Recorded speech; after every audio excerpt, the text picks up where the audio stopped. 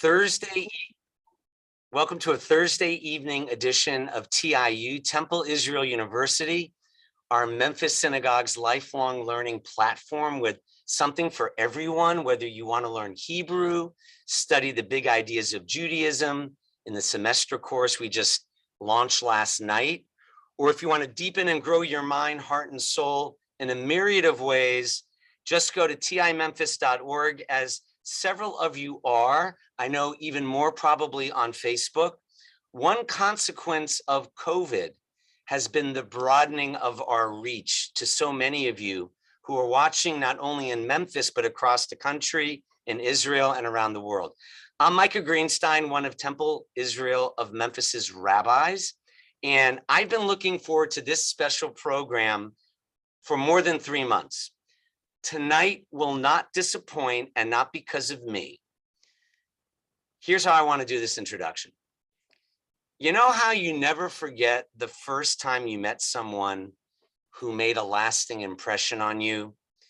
Well, over 3 months ago, the day before Katie Couric made a special add-on to her national book tour to speak at our synagogue about her life story and new book as the only woman in the then male-dominated news anchor world, I had already blocked out an entire morning with the regional director of the entire Western United States, plus Memphis and New Orleans, for the Jewish Agency of Israel. That major position oversees all the Israeli emissaries in all the Western cities and Memphis and New Orleans, known as shlichim. This director also oversees Aliyah, immigration to Israel. She works with and guides partnerships with federations as large as Los Angeles with over 700,000 Jews, or Memphis with 10,000 Jews. I picked up this extraordinary person in the lobby of the Hilton for our morning. And while I gave her the VIP tour of the National Civil Rights Museum, I learned more from her during our time together than she could have possibly learned from me. Her name is Ilana Kwartin, and she earned first degrees in law and psychology. Then she got another master's degree in conflict resolution, all in Israel, before entering a PhD in gender studies from Bar Ilan University, a top Israeli university located outside Tel Aviv, next to the Kiryat Ono suburb where I served as a cantorial soloist while in rabbinical school and living in Israel in the 1980s. Dr. Kwartin's professional career began in corporate law, but upon moving to Israel's south 13 years ago, she became an activist working in the field of women's rights. She is married and a mother of 4 children, yet she still finds time to run her own legal practice, specializing in women's rights in the workplace and family. And she also found time for many years to teach Zumba to women and young girls, listen to this, in Israel's at-risk population, as a means to self-empowerment for women and young girls. She lectures on law and gender and on social entrepreneurship. And this evening, my friends, is just an introduction to Ilana's in-person visit to Memphis on April 11th, the Monday evening before Passover, which this year also happens to be Yom HaAliyah, the day each year recognizing Aliyah. Back to our late September day together in Memphis. Over the course of our time together, Ilana became my teacher, especially when we discussed the hidden phenomenon based on her doctoral research, which led to the significant book she has authored, and it led to a book tour all over Israel.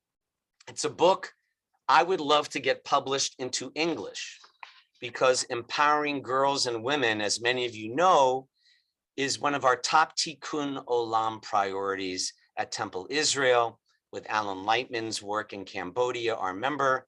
It's a personal justice passion of our synagogue. The title of Ilana's book, Imprisoned Women in Extreme Controlling Relationships, is not meant to be alienating or to exclude men. Just the opposite. My hope for this hour in dialogue with friend and teacher Dr. Kwartin is to show how her expertise is an opportunity for both men and women to become more aware of relationship dynamics so that all male-female relationships can flourish.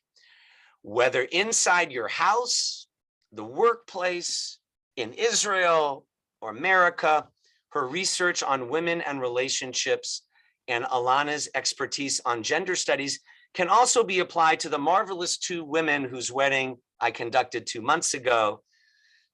So Ilana, it's great to see you again, and tonight will have to suffice until those of us in Memphis can welcome you back safely and with open arms on April 11th. I prepared 7 questions for you that I did not share, as you know, so that this TIU interview will elicit unrehearsed responses from our expert. Question 1, turning to male-female relationships, Ilana.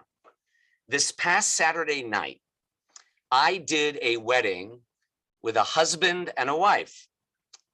The bride is a nurse. She is fully employed. Did I facilitate a hierarchical structure, even if she has her own career?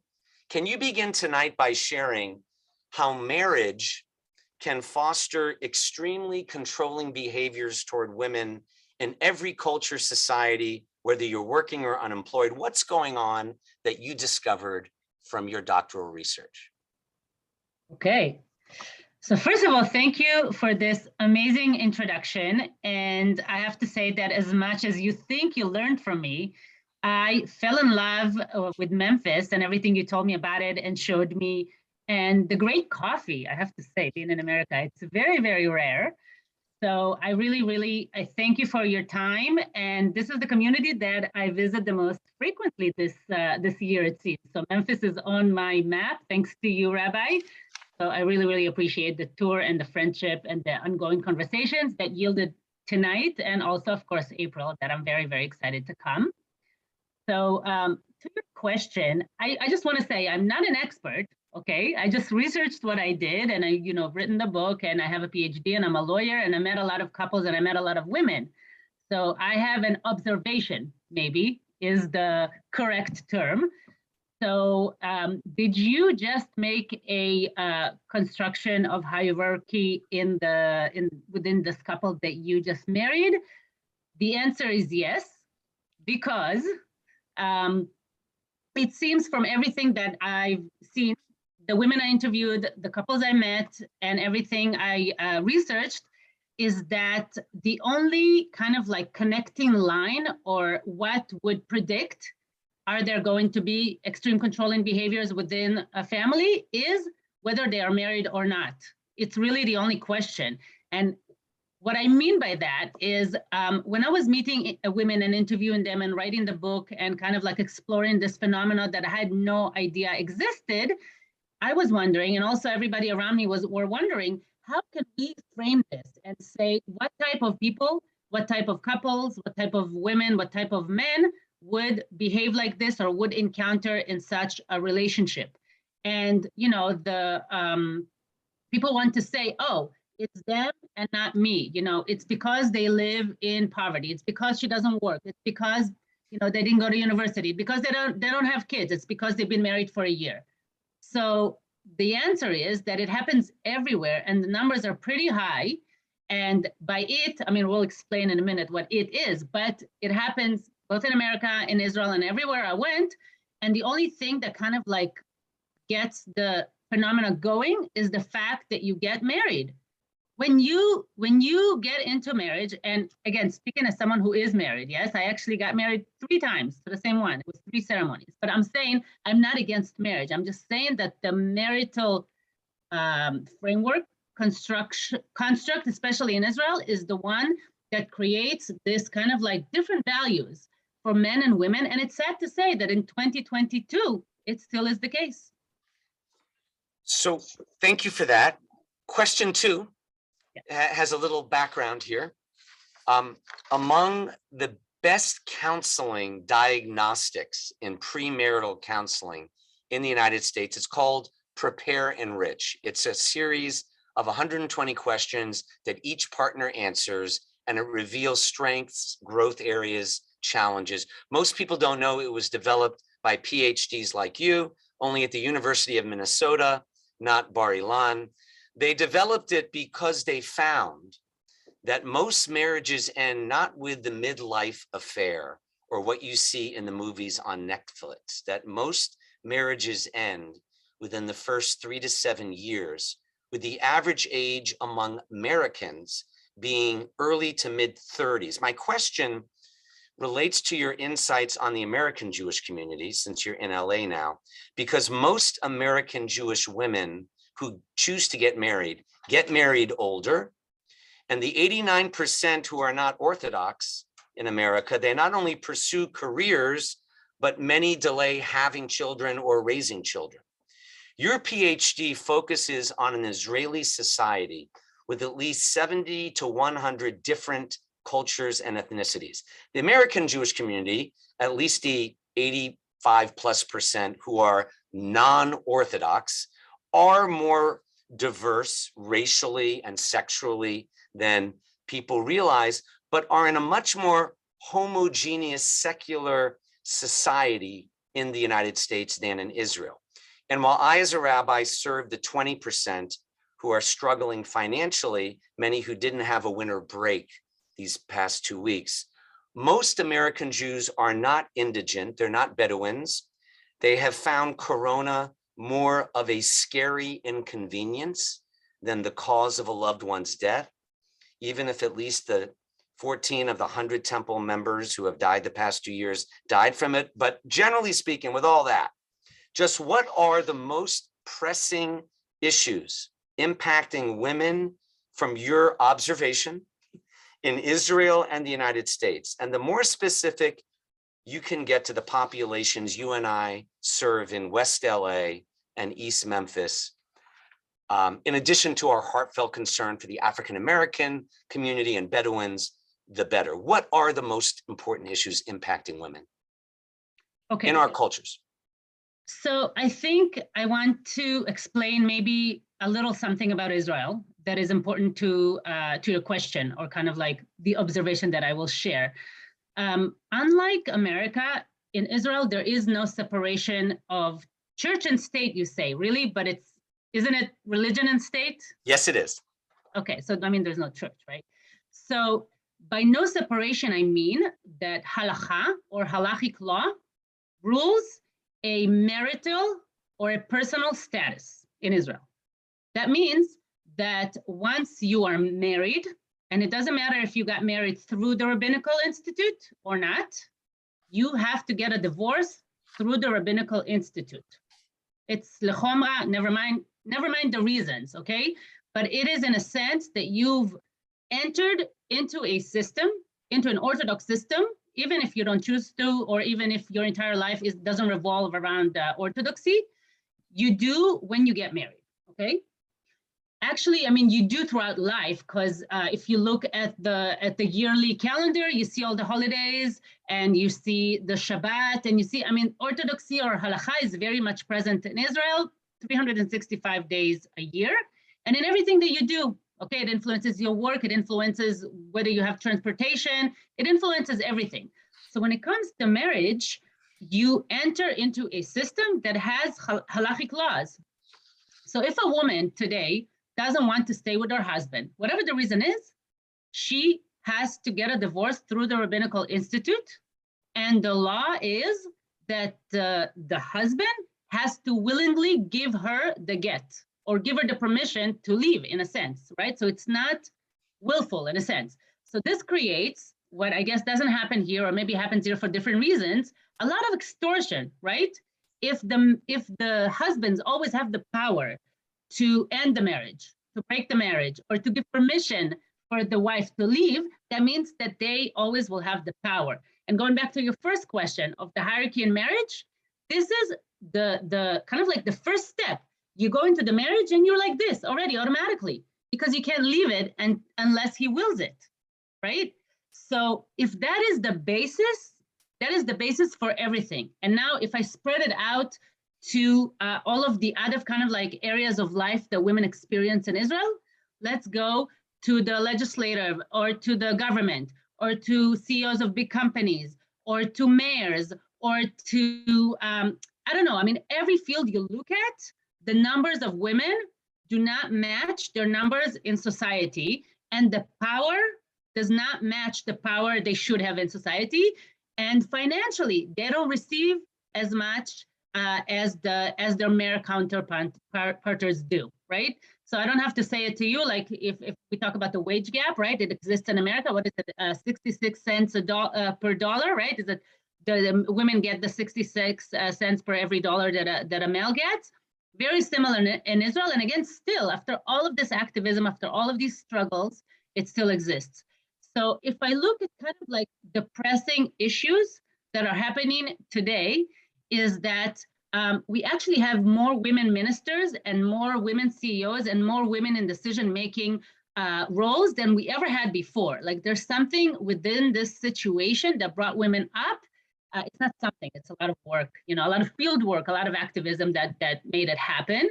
But if you look at all of the important places, like there was a Corona committee that was deciding everything, you know, do we open schools? Do we have a fourth vaccine? All of these things. Were there women on this committee? Zero, right? And that is the case in every single kind of like important junction that you would meet in Israel, again, unfortunately. And so I can share that this week there was a few things that happened within a few societies that could be interesting. So let's look, for example, at the Haredi or the ultra-Orthodox society in Israel. I don't know if you heard, but for years, and this is something that has to do with the way this culture works, for years, there was secrecy around things that happen within the community. It's a very closed community. They don't take out their, how do you say, dirty laundry, right? They don't air it out. They don't share with the world.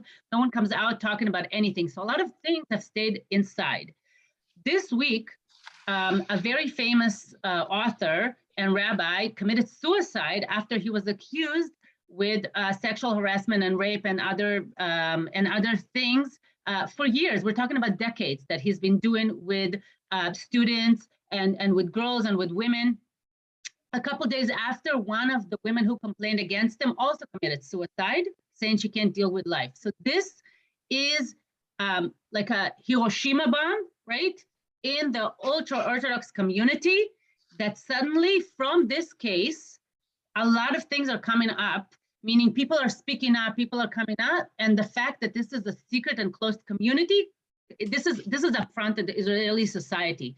So why are women dealing with this? First of all, you know, we can thank the Me Too movement and everything else that kind of like says that we believe you. There's a lot of activists that are saying we believe you. Whatever you say, we believe you, because whenever you complain, usually it's, oh, let's see if what you're saying is true. Let's see if we can get the evidence and things like that. So there's this belief as a first step. And so all of the campaigns are we believe you, speak up, right? And so if the Haredi community is dealing with this, they're like 100 years behind in the feminist revolution, behind us, I would say, behind, you know, the America and everything else. They're 100 years behind. Look at what's happening with them. So this is one of like, you know, the biggest bombs that are happening today in Israel that I can share that I guess is important to know. Well, I guess we're telepathic. You just anticipated part of my third question. Not just that Haredi author who sexually tormented so many people, but we have a serial torturer, Jeffrey Epstein, who took his own life before he had to face justice, even if his accomplice was finally convicted. Full disclosure, I'm drawn to your work because I believe that empowering girls and women is the civil rights issue of the 21st century. And it doesn't have to, we don't even have to talk about our work in Cambodia and the developing world with the sex trade or genital mutilation, simply empowering girls and women so that they're not enchained in prison and marriages Cambodia is the poorest country, and the girls that we've mentored and taught, they grew up with no electricity or running water, and they're now running banks and universities. So yesh tikva la'atid, and I think, as you said, even though there are no women on the Corona committee, which is deplorable, I can't imagine, but you said that's typical. Thank God for my Rav Michaeli, and you, even, you're very modest. You introduced a bill in the Knesset too, or that I hope you'll talk about. But the Western male CEO world produces the Harvey Weinsteins, the Jeffrey Epsteins, other men who either prey on teen girls or objectify women as sexual objects, as Katie Couric dealt with in her rise, as I mentioned, in the all-male world, which is part of the Me Too movement. So yes, there's a girl power movement globally, but this whole Me Too movement, which is essentially an uprising, it's largely a Western phenomenon. Disagree with me if it's largely a Western phenomenon in places like Israel, America, and Europe. What did the Me Too movement in Israel really look like? What are the differences and similarities? What is the legislative impact of the Me Too movement in Israel? And as modest as you are, share the bill. Okay. So remind me to share the bill in the end, because it's not directly related to Me Oh, good. Too, Okay. Shows you what I know. Yeah. Thank you. Okay. I need you. Go ahead. Okay.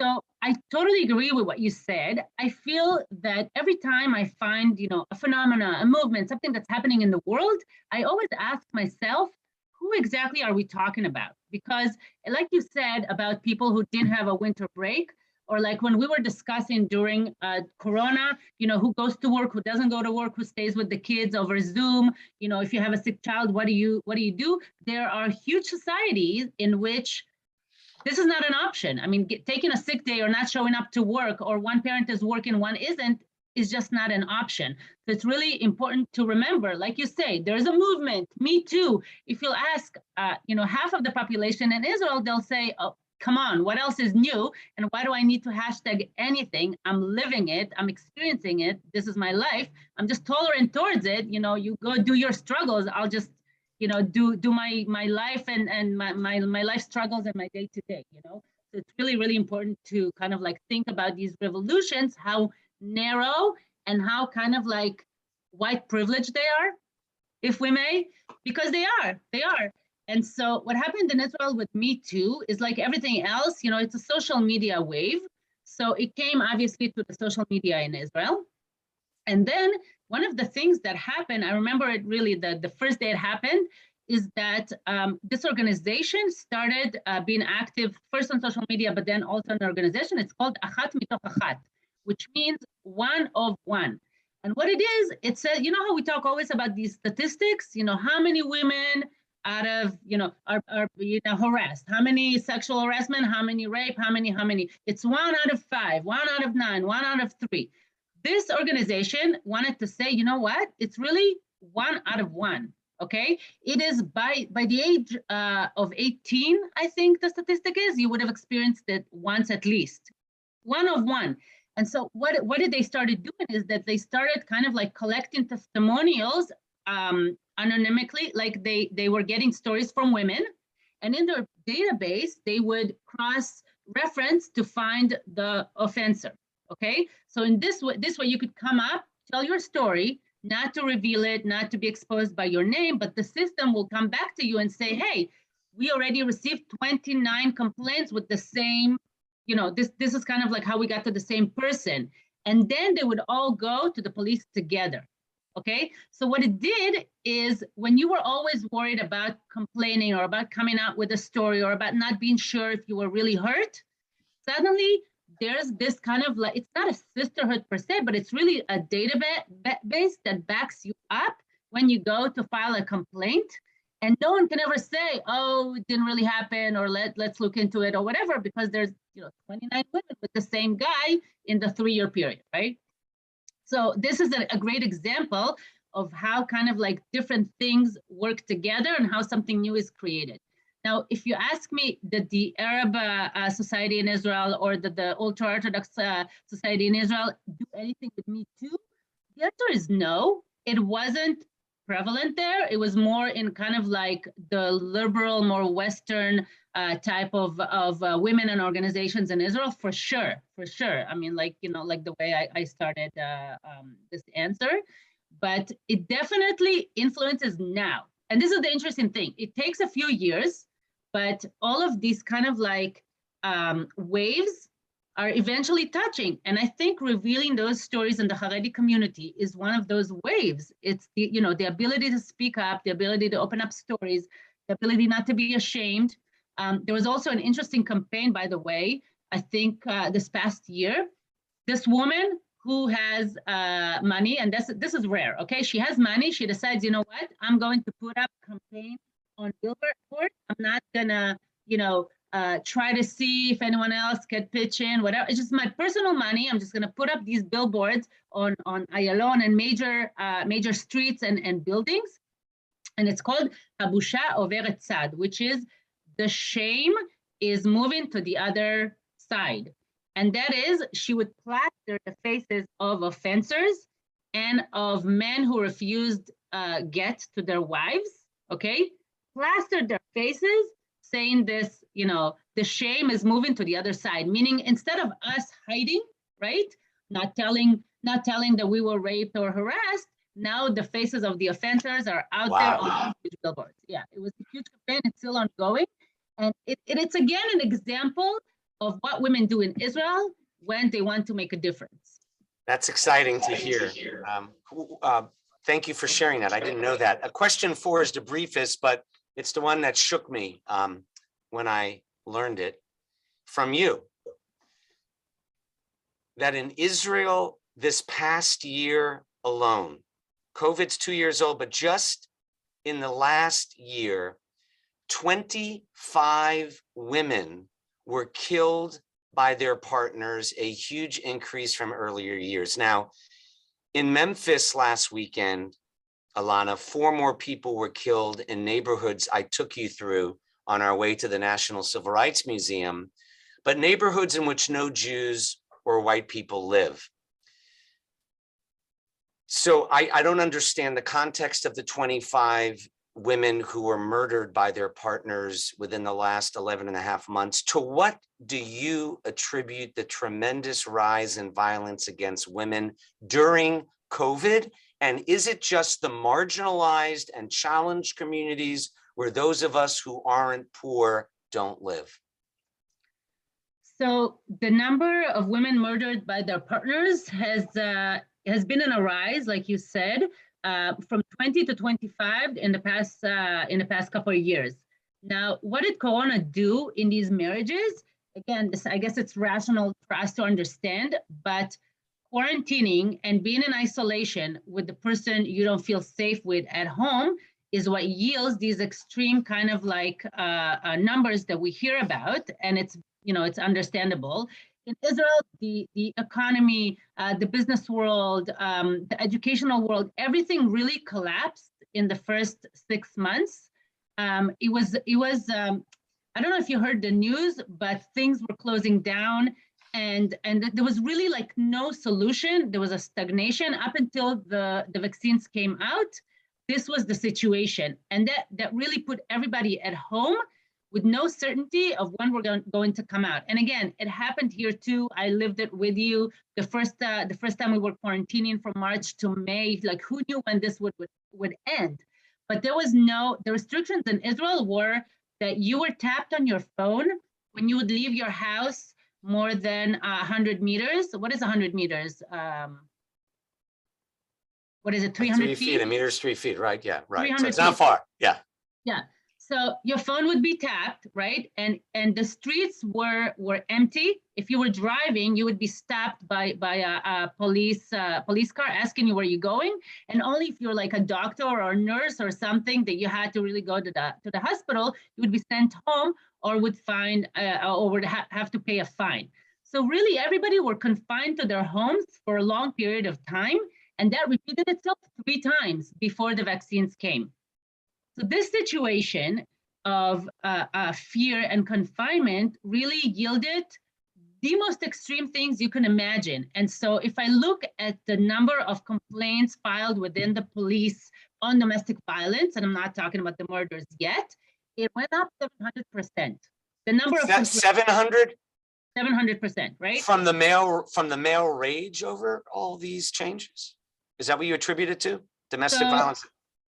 I think the economical uncertainty, this world crisis, the being, together at home, not going, not seeing family, not doing holidays together, nothing. And you know how elaborated the whole Zooming Shabbat and Zooming Seder and everything, how it was great in America. It wasn't like this in Israel. It took a little bit of time. The pivoting thing in Israel didn't work so fast at first. And the internet is, it's not like every kid has an iPad at home, and it's not like that, right? It's just not, it's a different system altogether. And so these numbers just skyrocketed. And do they come from certain families? No, those 25 women who were murdered, statistically, they came from all walks of life, from all socio-demographical parts of the society. Really, anybody could be that. And I guess the great example is that there are a few that you see their faces and you say, this could be my sister. This could be my best friend. They look like you, they behave like you, they have the same degrees as you, they went to the same school, right? These are not strangers. These are not kind of like different neighborhoods or minorities. This is really 25 women who were murdered. And again, this is not just Corona. This is a statistics that has to do with the world that has to end. We have to get to a situation where it's 0 murders a year, 0. And just to give kind of like a perspective, in America, it's about 500 a year. That's something, I don't know if the American society wants to fight this, but for small Israel, 25 is a lot. It's something that everybody wants to bring to a 0. So I don't know, but maybe the 500 needs to get to a 0 as well. But this is the real pandemic. Wait, let's not let that go. That's staggering. There are 330 million Americans. How many Israelis are we talking about within this? 9.5 million. Yeah, but that includes so 25, that is exponential. It would be a lot more than 500 in America. Question 5. I'm still thinking about how we didn't talk about the law. Oh, now's the time. Please share the law. Okay. So again, it has nothing to do with the domestic violence, but it has to do with the fact that as a lawyer who specializes in women's rights, sometimes I encounter injustice that I can't handle because the law doesn't exist. And so then the question is, do I pass it on and tell the client, the woman, the person who has encountered the injustice, I just can't help you? Or do I go and make it up? And that was the case with Efrat, a neighbor who in 2011, she was pregnant at the time, and she, at week 24 of her pregnancy, unfortunately, she went to the hospital and there was no pulse, and she had to go through labor and do the whole birth, and it was stillbirth. And back then in Israel, the law said that if you had stillbirth, you had to go back to work the next day, meaning no maternity leave, no rights, no anything. And just as an example, every birth in Israel, women get a maternity leave, a paid maternity leave of 15 weeks. That is a lot. And so just to compare, the stillbirth issue was 0. So when I heard about it from Efrat, and I had no idea, thank God I never had to experience it myself. Neither did my friends, or maybe they did and didn't tell me, but at 2011, I had no idea about stillbirth. It doesn't exist in many books, and there weren't many departments in hospitals in which there's a special social worker or a gynecologist or a nurse that specializes in stillbirth. And so it was a really taboo subject. So I went to dig and to see kind of like what are the protocols or what happens in other countries and things like that. And so the law that I changed, it took only 5 years. So in 2016, I was present at the Knesset, actually with Efrat, the woman, thanks to whom I even learned about this issue, and we passed a law. And today in Israel, if there's a birth after 22 weeks, whether it's stillbirth or a normal birth, you get the rights of maternity leave, paid maternity leave of 15 weeks, and everything else that comes with it. And you can choose, obviously, a lot of women with these situations that are really the biggest tragedy I could ever imagine. They choose not to take the entire maternity leave, but at least they have the choice to take time off and to get paid for it. So that was the law that we passed in February 2016, and it was very moving. And just a word about Efrat, the year after this tragedy, she had twin girls. And so this is kind of like was the way of the universe to say how things come to a close. You know, the tradition says matzil nefesh echad kilo matzil olam umlo'o, and if you save a life, you save an entire world. So, Ilana, what you've done. My sister-in-law had a stillbirth. I can't imagine how you helped people you'll never know thanks to that law.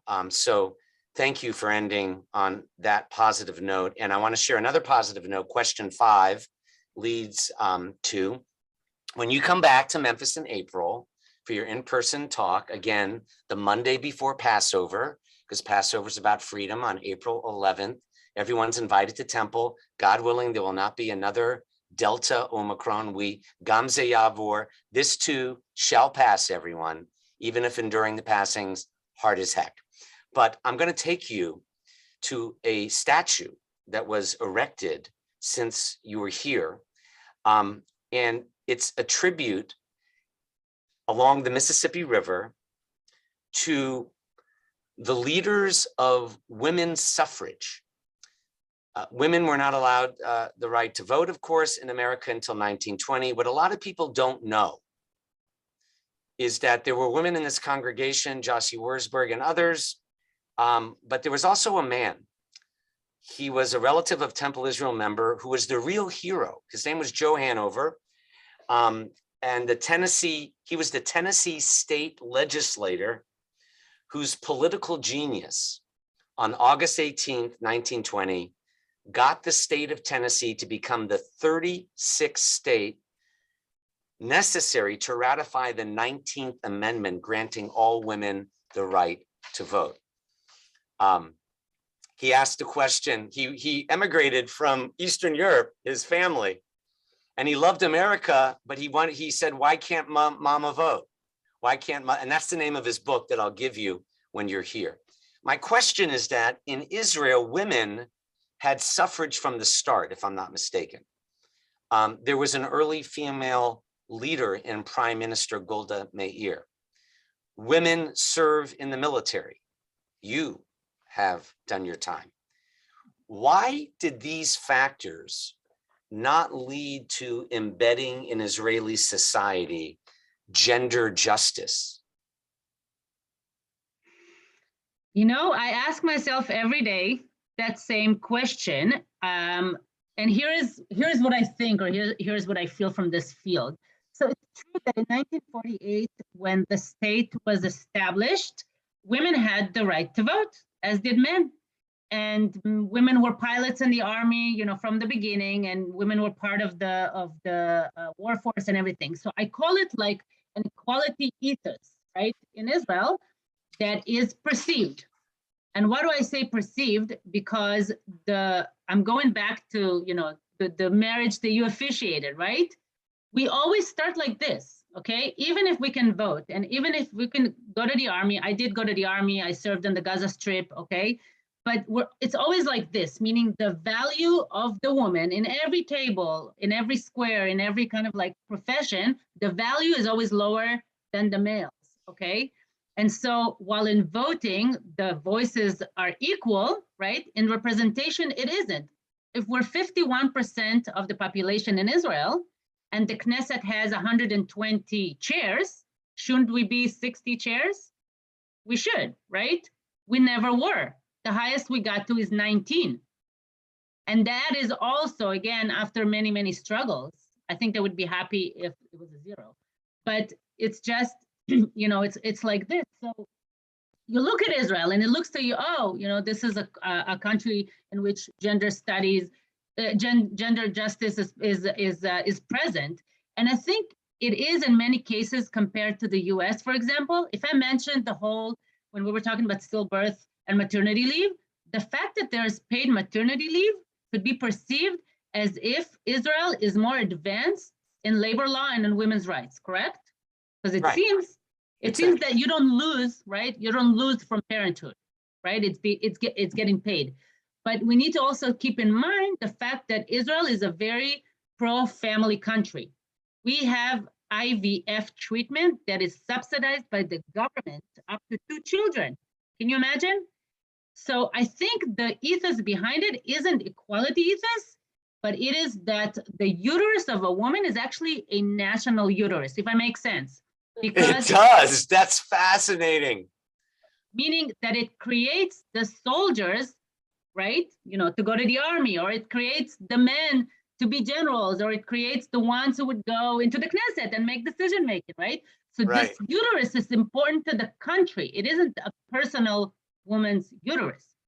So if you look at the legislation, if you look at the culture, it's all present there. It's not something hidden. It's really part of the Israeli culture, this kind of like family loving thing. So going back to the law that allows for maternity leave to be paid, it isn't for the benefit of the woman. Okay, we want her back in the workforce and then having more and more children every year if possible, right?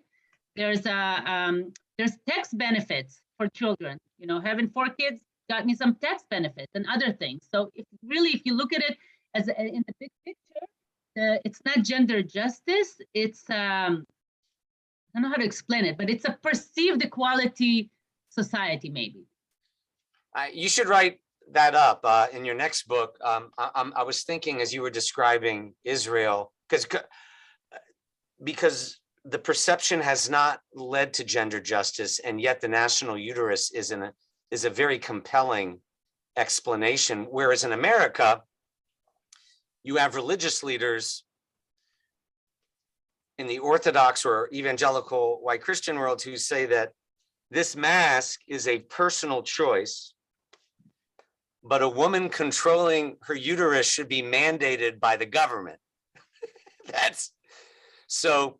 By the way, in terms of abortions, that's another struggle that's ongoing today, going back to kind of like the topics that women care about today.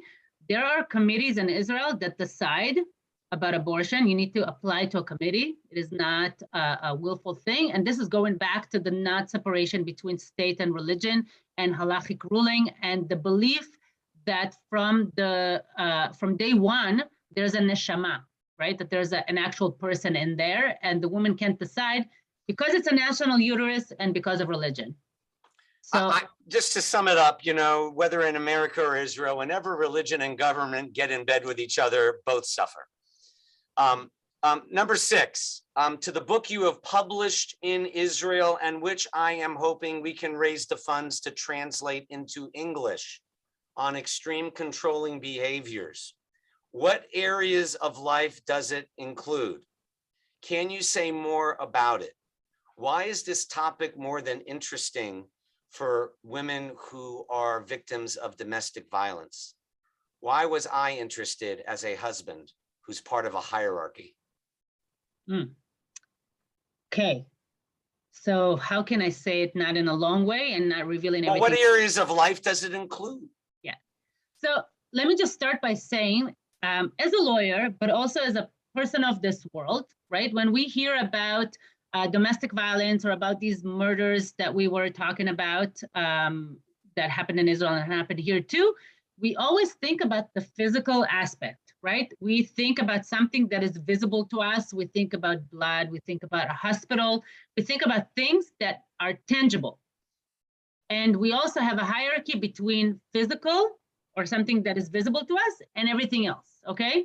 When we think about words or actions and behaviors or money or other things, we think that they are tolerable or less so, or, you know, we always say that a physical hit, right, is something more, I don't know, more severe than everything else. And what I discovered is that there is this phenomena that happens in so many areas in life that is not a physical violence. And that's really, it opened this whole world, and the fact that it happens in so many areas in life. So let me give you an example, okay? So imagine a conversation between two in a marriage. So she says to him, I need to go to the supermarket. Would you give me $100 bill? And he says, what do you need it for? So she'll say, I need bread and milk and eggs and, some peppers, some cucumbers. Okay, so he gives it to her, right? She does the shopping, she comes back. The next day she says the kid needs a new backpack for school, right? So he gives her a $50 bill and so on. And so when you ask her, what's going on here, she'll say, oh, I'm not so good with numbers. I'm not so good with money. It's okay. It's better that he has it and gives it to me. Whenever I ask, he always says yes. He never says no. Like he always gives it to me, right? And if we ask the husband, he would say, well, I'm doing everything here. I'm making the money. I'm going to work. I'm making the money. I'm running all the bills. I'm the one in touch with the bank. I know where we stand, and whatever she wants, I'll give her. If she'll ask for a new car, I'll buy her a new car. If she'll ask for a diamond ring, I'll buy her a new diamond ring. What is the problem, right? So, is there a problem here? Yeah. So you're outlining financially controlling. What's the emotional? More emotional examples where, let's say, money isn't the issue. I just want to push you on this. Okay. So again, going back to kind of like, let's go into the house of a couple. Okay. So he comes back home and he says, oh my God, the floor here is so dirty. Did you not clean today? And where is my meal? Did you not make a hot dinner? And I want to sit down and watch the news right now. Oh, look at these kids. They didn't even do their homework. Send them to bed right now, okay? You're the worst wife. You're the worst mother, and you can't do anything, okay? Next day, comes home from work. This repeats itself, okay? The third day, he comes home from work, and he says, you're fat, you're ugly, you shouldn't leave the house, right? The next day, he comes home, and he says, you're the worst wife ever. The next day, he comes home. So this is ongoing. It doesn't have to be even screaming, okay? But this is a verbal kind of like slow deterioration of her self-esteem, right? And of herself in general, day after day after day. This doesn't end, right? This continues every day. And what happens to her after 3 months? What happens to her after 8 years? And I know that your research in your book focuses on the interviews you made with Israeli women who are in those, but I would bet when it's published in English, God willing, soon, it will resonate with many households in America, and hopefully the American Jewish community too, so that men can be more aware and women know that they're not alone and that they can get help. And hopefully, that's my final question. What can individual men and women like me and you do, even if we're not if we're not authors or degreed in this area as you are? What can individual men and women do to bring about change and greater gender justice if we're not as skilled as you in the legislative arena?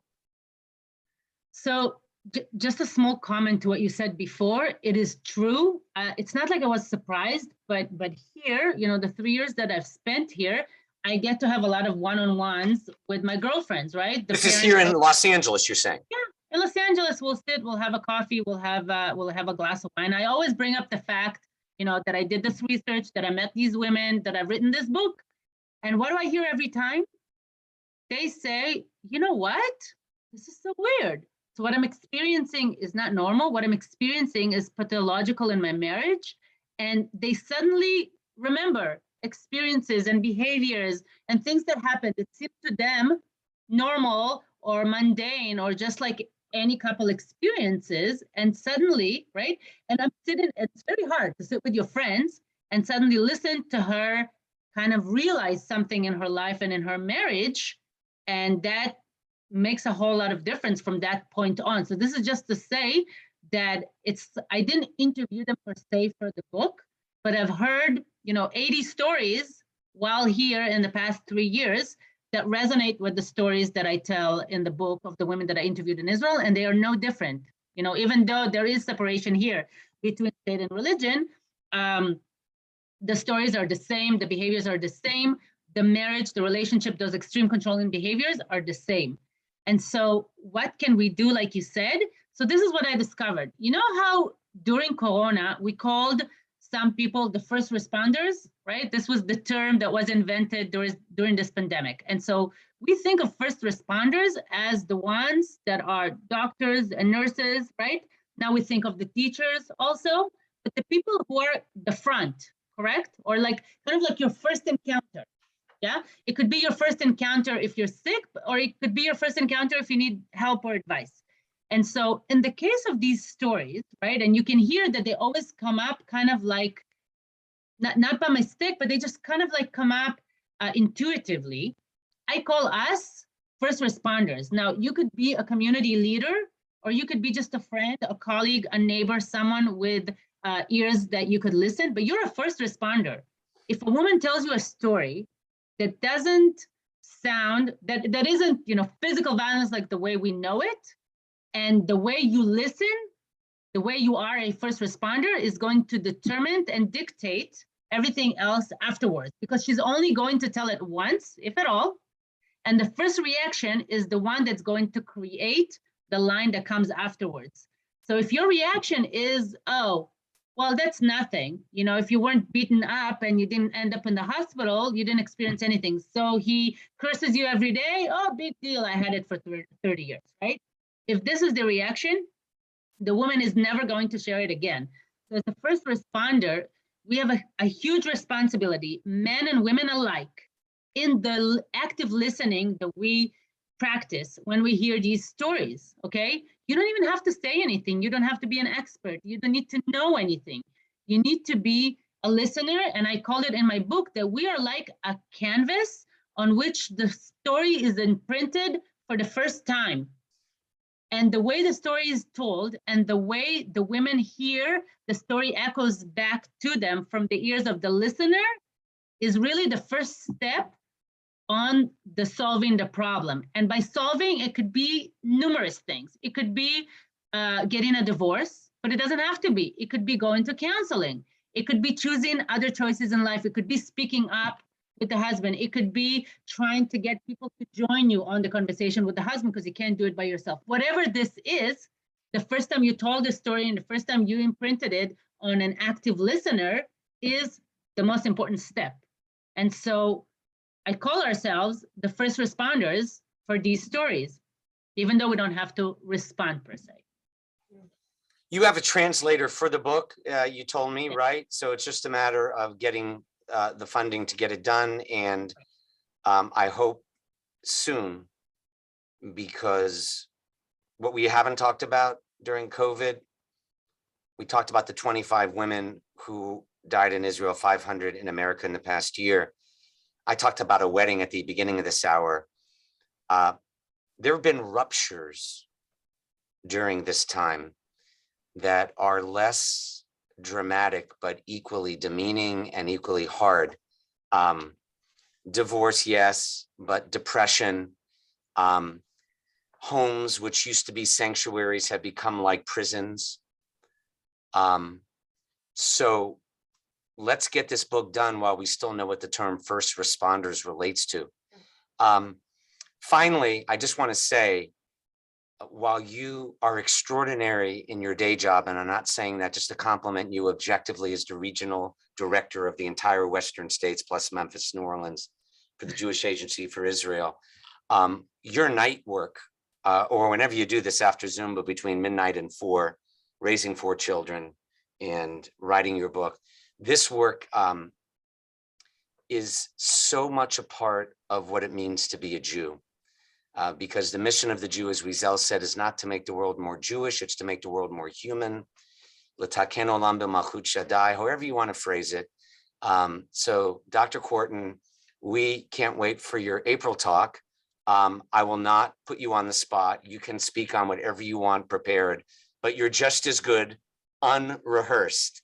So I hope everyone watching across the internet, wherever you are, those of you on Zoom, you can stay after we go off Facebook Live for alone time with Dr. Kwartin.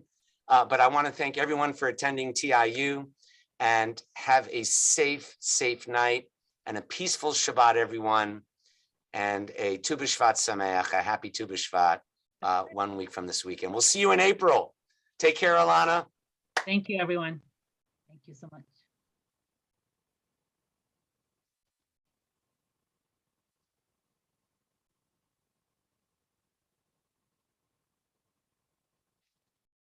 Are we off Facebook? Yeah, we're off. Oh, thank God. Thank you, Ajay. I wanted to thank you publicly in front of all those of you who are on. If we can unmute everyone, that's the benefit of coming to the Zoom. I know a lot of people have already left. They got what they wanted from Ilana, but I know some of you probably have other things to share. If you will, please do. She's all ours, and she's on LA time, so it's not as late. Correct. I'm here. Anyone want to offer anything in the next 5 minutes?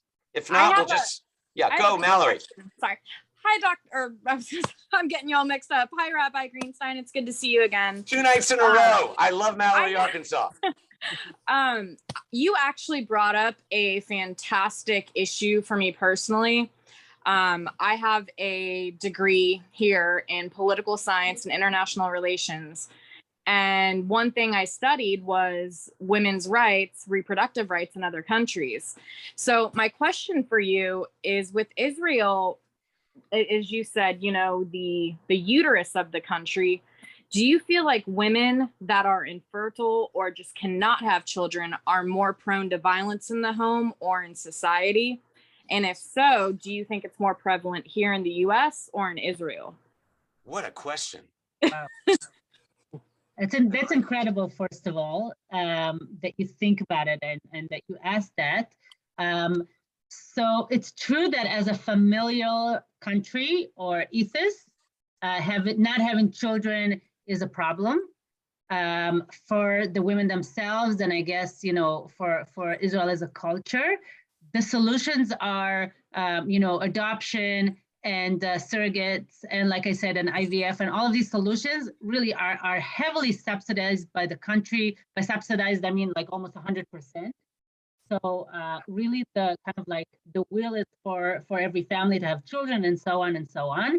And yes, there's a lot of violence that's related to infertility, more so in Orthodox streams than other streams, because I think that you know, the purvur, the mitzvah of procreate is more present there.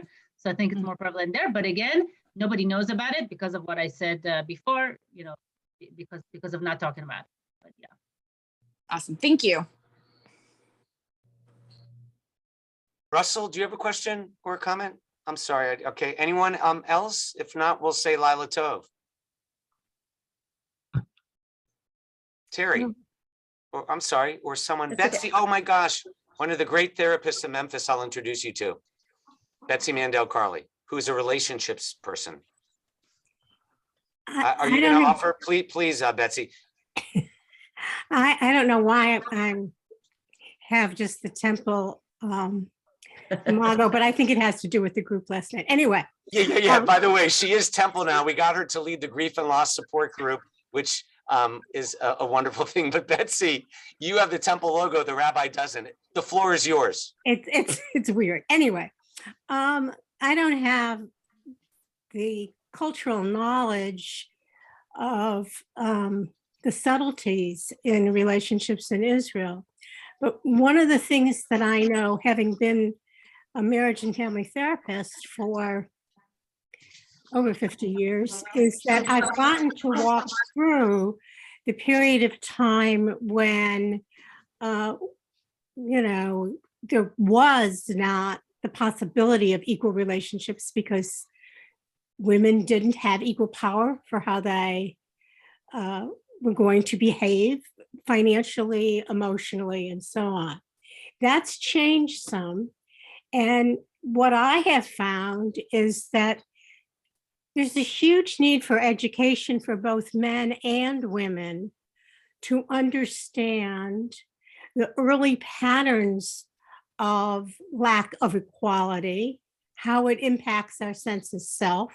And I believe so much of this is educational within the relationships as well as generally, because really anyone who's married today grew up with much more discrimination between the genders than we intellectually believe we have today. And we have to learn how to think, feel, and behave as equals. Men have issues with it too, because sense of self historically was that you're not a man unless you are taken care of. And women historically, sense of self had to be dependent on. So I'm wondering how much education goes on in Israel. I know that in my field, a whole lot of focus has been in the last 10 years on educating gender roles and the impact from our past. It's amazing and it's fascinating. If we could get together when I visit, I would love to hear more input. Of I would course, love to do that. So what happens in the educational system in Israel is that it's mostly the public system. There is no private system per se. There'll be like 2 or 3 schools. It's really a public system, and the classes are big. The separation between the genders in the educational system happens only in Orthodox communities. But there is something interesting. In the past couple of years, they opened a school that's secular, meaning not Orthodox, for girls only, thinking about the fact that girls learn better without men in the classroom, to create kind of like the way or the path to equality, the way that you're describing, which I think is fascinating. But you are very much right that we need to learn how to be equal. Living in a world that isn't, it's kind of hard to relearn it. And even if I look at my daughters, they haven't learned it. So it's kind of, it's taken generations. But I'm sure all these researches that even in kindergarten or in early childhood classes, when the teacher gives time to someone to answer a question, they'll give a few milliseconds more to the boys than they will to the girls, and they don't even control it. And so this is again the first step or the first stage when you kind of like enter the educational system, and you learn. You probably know about Gilligan. So you learn at the age of 11 or 12 to silence your voice as a girl, as a woman. But you can unlearn that. You can unlearn. We have to unlearn it, and that is exactly the age to do it. And there are many programs that are focused about that. There are programs about to create STEAM for girls, to bring more women to high tech, which are today in Israel they're only 20%. So there's a lot of work that's done in Israel in the educational arena. Thank you. It's past the hour, but I want to thank you so much. And again, it sounds like I eat raw oats, but lehitra oat means until next time, not goodbye. So lehitra oat, and Dr. Kwartin, thank you for exceeding the expectations, and they were already high. So thanks to everyone. Be safe again. Shabbat shalom. Shabbat shalom. Shabbat shalom. Thank you, everyone. Lav tov, everyone. Good night. Good night.